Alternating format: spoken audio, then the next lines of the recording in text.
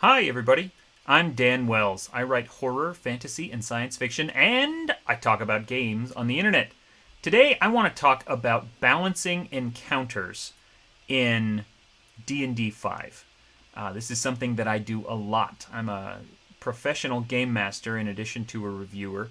I'm running at present 8 weekly campaigns. Well, 7 weekly and 1 bi weekly campaign. Um, and so I've got a lot of experience working with this system. And there are things I like about it, and there are things I don't like about it. And as you can tell by this little graphic right here, I am going to use D&D Beyond in order to kind of show what I'm talking about here. So let's get into this and take a look at it. While we're on the subject of D&D Beyond, I also want to take a chance to show off some of the things that I really love and some of the things that I hope are coming soon in the encounter builder and the combat tracker. Because as you can see, they are in beta and in alpha. The combat tracker is phenomenally useful and frustratingly incomplete. And I know that that's not their fault because it's still in alpha and they're still working on it. There's some features that I really hope are coming soon. Anyway, let's get into this encounter builder, okay? Here, let's actually get back. This is the combat tracker. I was looking at it earlier. So let's just show you this.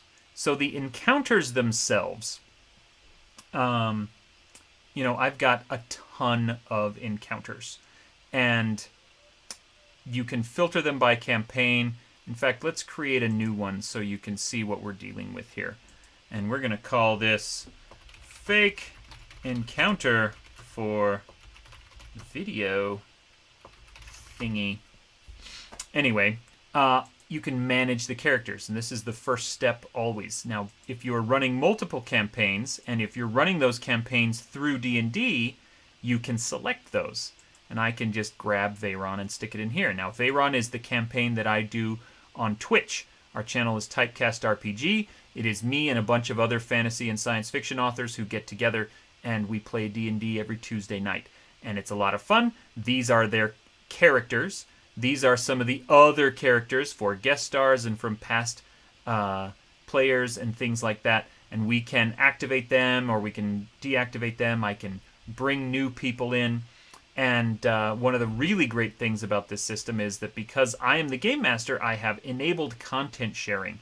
So my D&D Beyond account, which includes every book in the line, all of my players now have access to all of that stuff. So if there's a specific character or a class or a subclass or something that they want to make sure they have access to, maybe they want a race option like the Leonin from Theros, or maybe they want a new subclass from Tasha's Cauldron of Everything that just came out.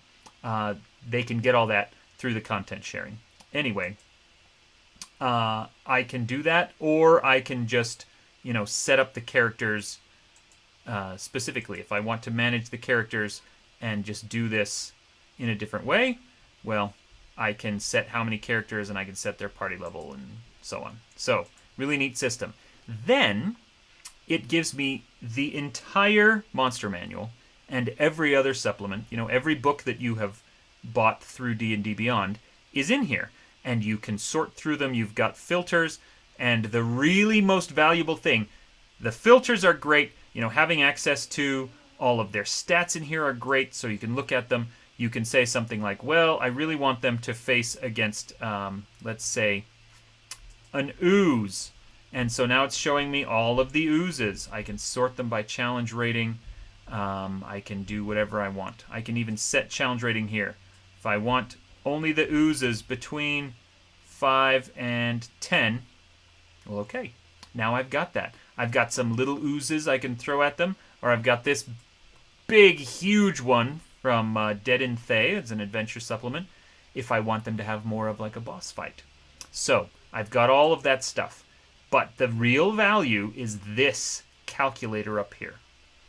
Now, this is the important thing to understand when you are balancing characters or balancing encounters for D&D 5 is the daily budget.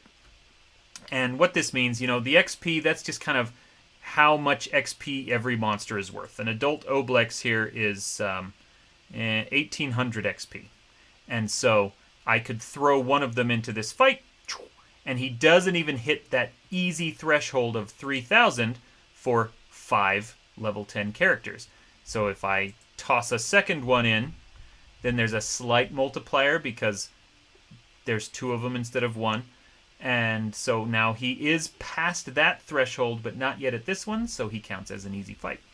Now, the daily budget, what that means is that the entire combat and experience and leveling system in D&D 5 is based around the idea of multiple fights per day. And this is an innovation that came in 4th edition D&D. And one of the things that 4th edition did really brilliantly was change the flow of your ability to move through a dungeon. So instead of moving in and, spending your resources on the first room and then having to pull back and stop because there wasn't enough healing to go around, or you had spent all of your spells or whatever, 4th and now 5th make it much easier for you to move through. You've got, the idea of the cantrips, abilities that you can always use. Just all of the constant resources you have. And then there are the more daily powers, or, you've only got a few spell slots that you can spend at a certain level. So that polymorph spell, you can only spend it a certain number of times. So there's resources you can use constantly.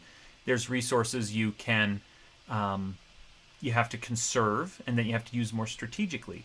There's also the short rest system, where you clear out a few rooms of a dungeon, and then you're like, everyone stop, sit down, eat a granola bar, get some hit points back, and then we're going to keep going. So that is how the game is built, and that is how the game is balanced, is this idea that you are going to have multiple fights. You can't use Spirit Guardians in every single fight, even though it's amazing, because you've only got it a few times. And if you spend it now, you might not spend it later. And it makes people think, okay, do I dare use Spirit Guardians now and then not have it later on? Or is this a situation where I definitely need it? It's a very tactical system that encourages you to use your resources wisely.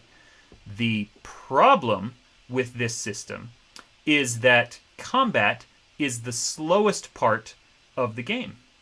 And, there are definitely players and game masters who love combat. There are also just as many, if not more, who find it to be slow and boring. In my experience, it's 2/3 to even 3/4 of the players find the role-playing, the social interaction, to be a lot more interesting than the combat, which sucks because combat takes up the most time. Every combat round is 6 seconds long, and yet can take 10, 15, 20 minutes to play through when you've got 5 players and they've got all these different powers and spells, and they're trying to figure out, well, what can I do and how can I maximize the utility of this? If you want to play that kind of game and focus on that kind of stuff, D&D 5 does a really great job of making it interesting. But if you would rather just, talk to the innkeeper than spend all your time killing rats in his basement, then the game is kind of not balanced for you, which is unfortunate. And the reason this becomes an issue is this idea of the daily budget, because this is not just your daily budget of XP that you can throw at the characters. This is also their daily budget of resources that they have to spend on any given fight. So, take for example this idea.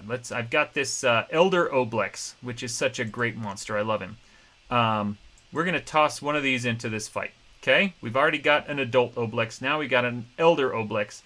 And this goes way over that deadly threshold of XP into 1900. So this is a fight that is ostensibly hard enough that it could kill one or more players. That's what the deadly means. The thing is, it's still using less than half of the resources that the characters have per day.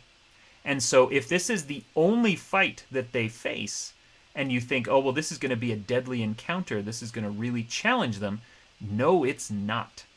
They are going to walk through this without breaking a sweat, without spending even half of the resources at their disposal. And then they will take a long rest, and all of those resources will come back. Your paladin is going to be able to throw a really high spell slot into his divine smite, and he is going to take out a massive chunk of the hit points of the monster. Your ranger is going to be able to do a ridiculous alpha strike that does so much upfront damage. Your wizard or your sorcerer is going to be able to spend a really fantastic spell and wipe this thing out. And then you're going to be like, well, that boss fight wasn't as interesting as I wanted it to be. And so if you want to throw more bad guys into this, you know, lots of little guys. Let's drop this down to just challenge rating 1. We're going to get the reduced threat ochre jelly. You know, this is ridiculous to be doing this with oozes. Here we go. We're going to fight bugbears. Okay? We're going to add bugbears. How many bugbears does it take to become a hard encounter for 5 level 10 players? 15 bugbears. Okay?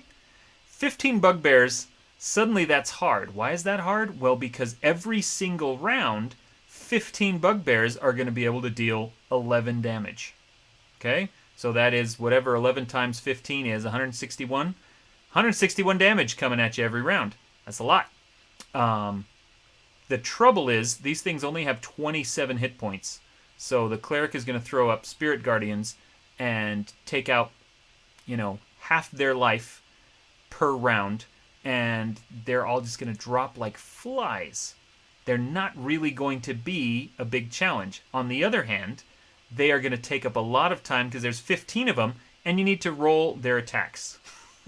And as nice as this little rolly die system is over here, yay, 18 plus 4, 22. Paladin, does that hit you? Yes, it does. Okay. Well, fantastic. Then you took 11 damage from this Morning Star.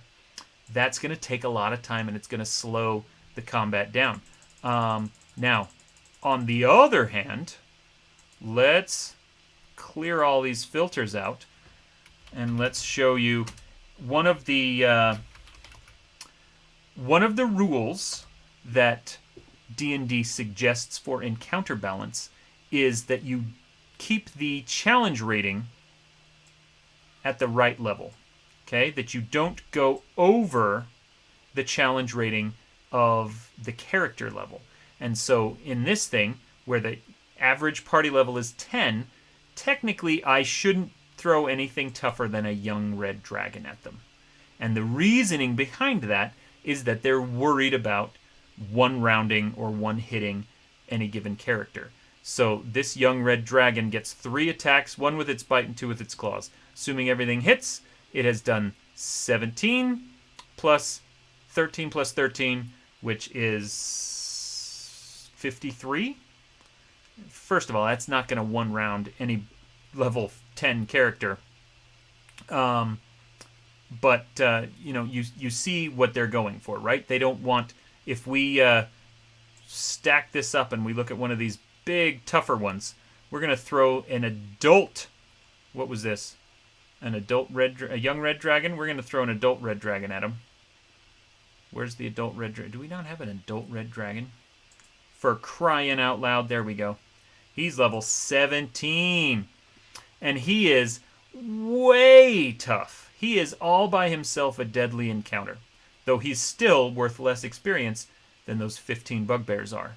And he can, in a single round, he uses Frightful Presence, which is great because it can jack people up, it can make them go away, and so there's fewer attacks coming in at him.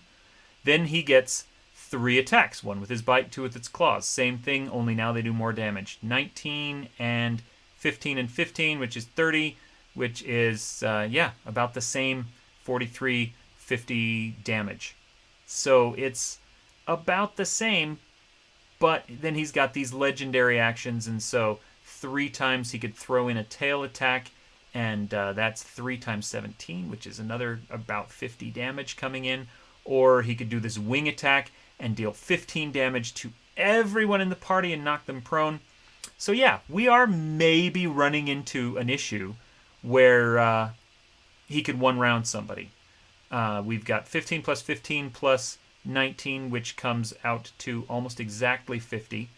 And then we've got 17 times 3, which comes out to almost exactly 50.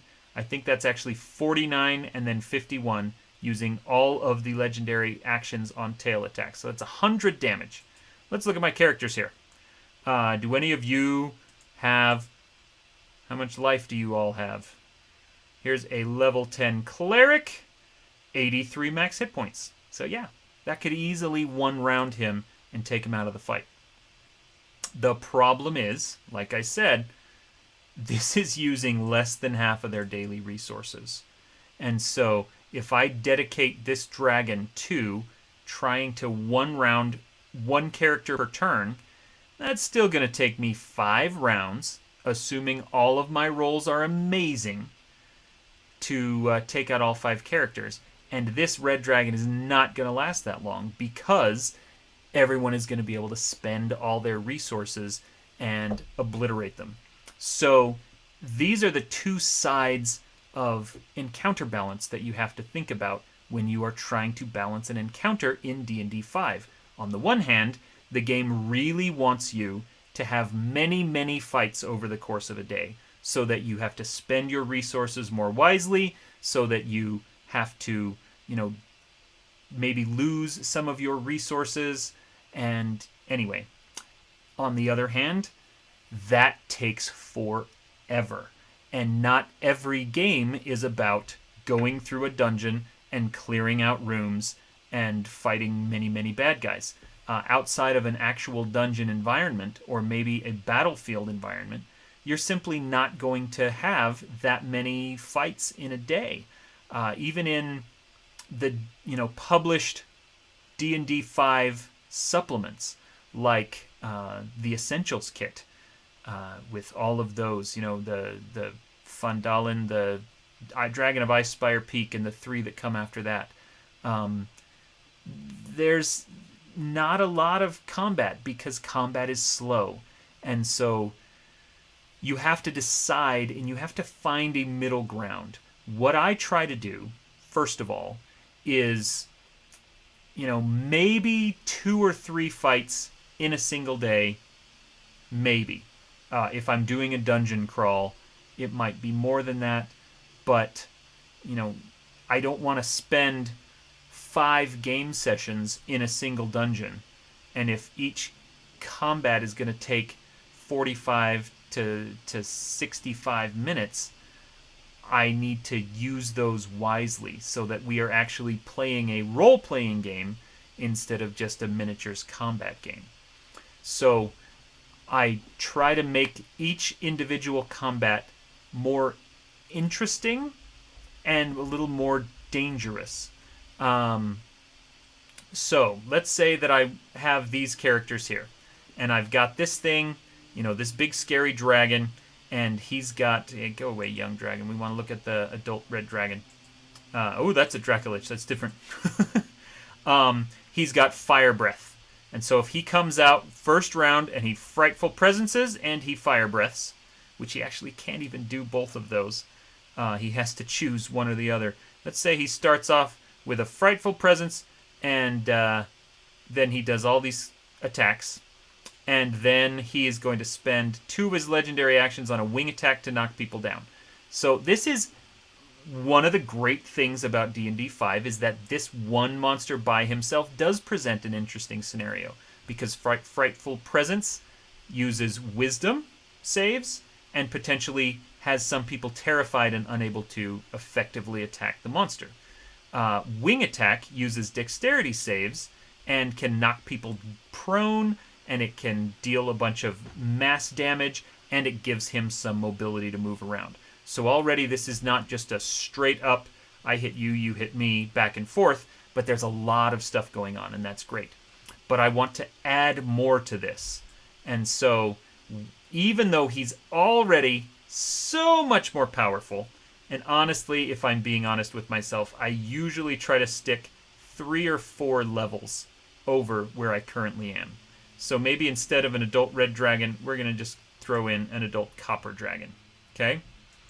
And his, he still has like a big, cool breath weapon that he can use. He still has Frightful Presence. He still has the wing attack.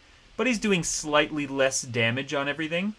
So it's not as big of a danger for him to one-round everybody. Then I want to add in some other things. And maybe that is, this adult copper dragon is in some kind of a dungeon where there are, I don't know, some statues that are going to cause some problems. Are there any low-level statues we can fight? No. Okay, then what I'm going to do is look for constructs. Okay. Oh, Mincy R8. No wonder I couldn't find any low-level statues.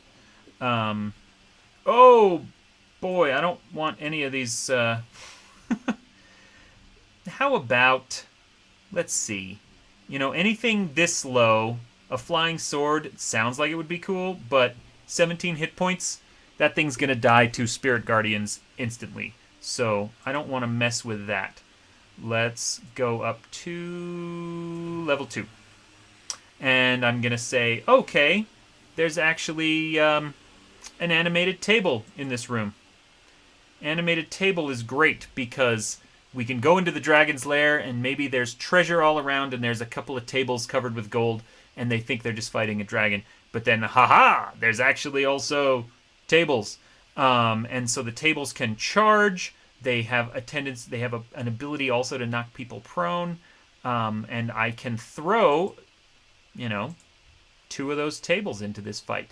I could also go through and add, and I won't build the whole encounter in front of you, but now that I've got 2 things that are knocking people prone, even without the tables, and just 1 dragon that might be knocking people prone, I'm going to be searching through the monster list to find some monster that could take advantage of proneness. In general, what I look for as I go through these encounters is 1 big monster, 1 or 2 big monsters that are going to be difficult to fight and kill and that can cause a lot of damage, and then other creatures that can, tie people up, incapacitate them, stun them, blind them, poison them, things that cause them to use resources in a way that isn't really combat. Possession is also a really fun one for this. Anyway, this gives you a good idea of how I like to balance stuff. So, I hope you have enjoyed this, and I hope that this has given you some ideas to think about as you are balancing your own 5th edition D&D campaigns. This was a lot of fun to make. I didn't actually even get into the combat tracker stuff that I was going to show you, but we'll do that in the future. Anyway, thank you very much for watching this. I'm Dan Wells, and you are awesome.